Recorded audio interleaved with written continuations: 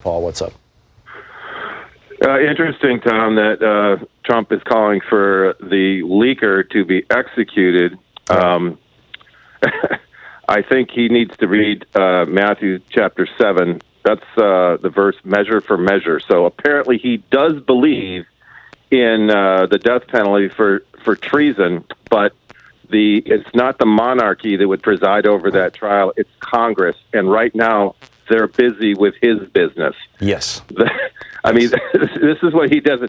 Actually, not to invoke another Shakespeare reference, but I was just reading about the play Richard II yesterday, and they were talking about how normally kings don't go out and kill people because that sets the idea in the air that people can be killed. So that's kind of what he just did. He kind of endorsed the idea that, well, treason, yeah, you should be killed for that. Yeah. And yet he's the one who's in the trial. But the greater point here, Tom, is that the way the the Republicans are setting this up, as the more culpable Biden and son might be, the more culpable that makes Trump. I mean, this is an increasing function. Well, this is his argument, Paul. This was his argument against Hillary Clinton. Yeah, of course I'm corrupt, but that my opponent is worse.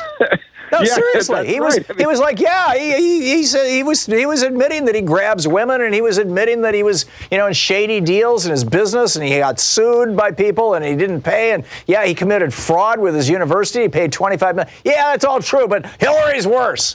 Well, now he's saying the same thing about Biden. Right, and the two are actually they're unrelated. If Joe Biden has some corruption and his son, the way Trump about uncovering it is unconstitutional. But note this is something no one has brought up.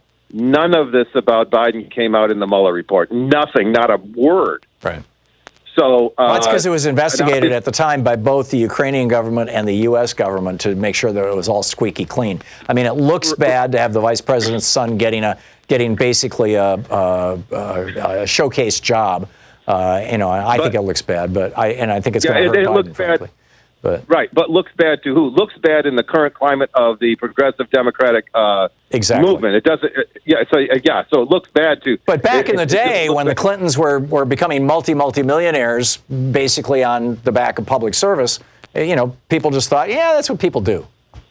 But yeah, a friend asked me, texted me a while ago, is this a problem that the leaker or the whistleblower is secondhand? And I said, not at all. On the contrary, secondhand can go to hearsay. Hearsay can be secondhand. Secondhand can also be very damning in the sense that, okay, you got it secondhand, but who did you get it from? Yeah, and that can be that's the real damning part, because he got it. The whistleblower got it from directly inside the inside the administration. That's correct. He was compiling information from multiple sources.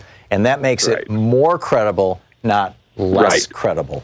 That's what reporters do.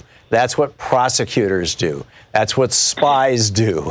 You don't take a single source. If it was one guy who said, hey, I saw this happen, you might be able to impeach that one guy. But discredit that one guy. But if it's one guy saying, well, I got 5 guys who told me this, and here's their names, and here's the documents to back it up. And by the way, the documents are part of this whistleblower document that you can find on the New York Times and the Washington Post front page. Spot on.